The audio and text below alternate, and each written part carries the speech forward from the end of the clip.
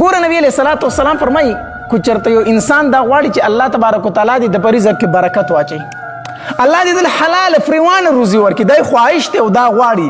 نو نبی علیه الصلاة والسلام فرمایي وایي چې کله دې کور ته داخلېږي که نه نو په خپل کور والا باندې دې سلام اچوي، په خپل کور والا باندې دې سلام اچوي. اکثر خلک شرمیږي، یاره زه به په کور والا باندې سلام اچوم، دا به څنګه چلي؟ نه، د نبی علیه الصلاة والسلام حدیث دی چې کله کور ته داخل شي په کور کې کو هر څوک ستا کور والی یا بچی دی یا د مور یا د پلار یا بل څوک په هغې باندې نبی علیه الصلاة والسلام فرمایي سلام ور واچوه.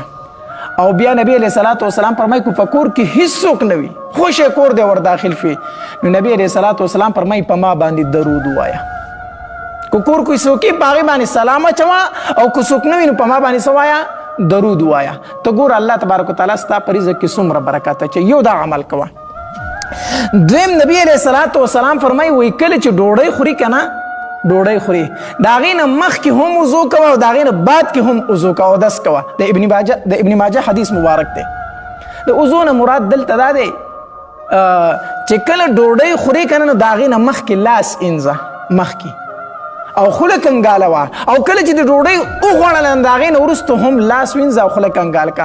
مصیبت خو دا دی ډېر کله خلک خو د ډوډۍ نه مخکې اوس لاس انځي، خو چې کله ډوډۍ وخوري د هغې نه بعد کې لاس انځل دا ختم شوي دي، بلکې دغه ټیشو پیپر پروت وي زر به یې راواخلي لاس به پې پاک کړي.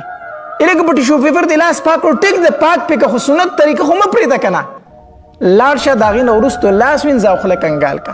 نو دویم عمل دا دی نبی علیه الصلاة والسلام فرمایي وایي کوم انسان چې د ډوډۍ خوړلو نه مخکې لاس انځي او خوله کنګالوي او چې کله ډوډۍ وخوري د هغې نه وروسته هم لاس وینځي او خوله کنګال کړي، الله تبارک وتعالی به د ده په رزق کې ډېر زیات برکت اچوي، الله به حلاله فریوانه روزي ورکوي. دریم حدیث مبارک کې راځي نبی علیه الصلاة والسلام فرمایي وایي یو ځای ډوډۍ خورئ.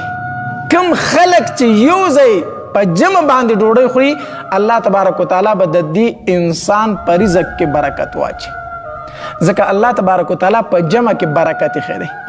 په جمع کې الله تبارک وتعالی برکت ایښی دی. هر کار چې په جمع باندې کېږي که نه په هغې کې الله برکت اچولی دی. نو کور کې ده، ښځه دي ده، بچي دي دي چې ډوډۍ خوري هغه ځان سره په یو ځای باندې کېنوه. مور دي ده، پلار دي دی ډوډۍ خوري نه هغې ځان سره یو ځای په دسترخوان باندې کېنوه، په یو ځای چې ډوډۍ خوري ستا په ډوډۍ کې به برکت وي.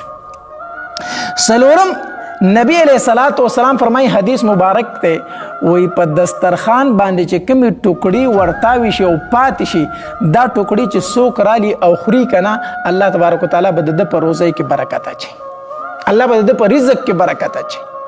دا د رزق قدر دی. ډېر کله ته زموږ د لاس نه چې کومه نوڼۍ ورتاوه شي که نه دا خاص کر دا غټ خلک چې دی دغه نوڼۍ روچتول د ځان سپکاوی ګڼي. نه نوڼۍ در نه ورتاو شو د رزق هر شی در نه ورتاو شو، روچتې که پاکې که او وی خوره. په دسترخوان باندې کومې ټوکړې پاتې شوي دا راټولې که دا وخوره، دا د رزق قدر دی. الله تبارک وتعالی به دې په رزق کې برکت واچوي. حدیث مبارک کې راځي. نو د دسترخوان دا ټوکړې خوړل دا هم په رزق کې برکت پیدا کوي. او بل عمل دا دی چې نبی علیه الصلاة والسلام فرمایي وایي کوم انسان چې صله رحمي پالي، صله رحمي خو پیژنه که نه خپل ولی، کم انسان چې خپل ولی پالي خپل ولی نو الله تبارک وتعالی به د ده په رزق کې ډېر زیات برکت پیدا کړي. حدیث مبارک کې راځي نبی علیه الصلاة والسلام فرمایي که څوک دا غواړي چې الله دې د ده په عمر کې برکت واچوي، عمر دې ډېر شي، او که څوک دا غواړي چې د ده رزق ډېر شي، مال ډېر شي، دی د خپل ولي وفالي، د خپلو خپلوانو سره د تعلق نه ختموي. کم انسان چې د خپلوانو سره خپل ولي پالي الله به د ده په رزق کې برکت اچوي. حدیث مبارک کې راځي. او بله خبره حدیث مبارک کې راځي نبی علیه الصلاة والسلام فرمایي وایي کم انسان چې د خلکو نه خپله محتاجي پټوي، کم انسان چې د خلکو نه خپله غریبي پټوي، خلکو ته خپله محتاجي نه بیانوي، خلکو ته خپله غریبي نه بیانوي، نبی علیه الصلاة والسلام فرمایي الله تبارک وتعالی به ټول کال د حلال روزي فریوانه ورکړي، ډېره زیاته به وله ورکړي. خپل حاجتونه خلکو ته مه بیانوه، خپل تکلیفونه خلکو ته مه بیانوه، ځکه چې بعضې خلک داسې دی چې هغه د انسان د تکلیفونو نه هم خوند اخلي، بعضې خلک داسې دی چې هغه د انسان د مصیبتونو نه هم خوند اخلي. بعضې خلک داسې دی چې هغه د انسان د غمونو نه هم خوند اخلي. نو انسان چاله څه ورکولی شي؟ ته د خپل تکلیف د الله په در کې بیان که، الله ته وجاړه.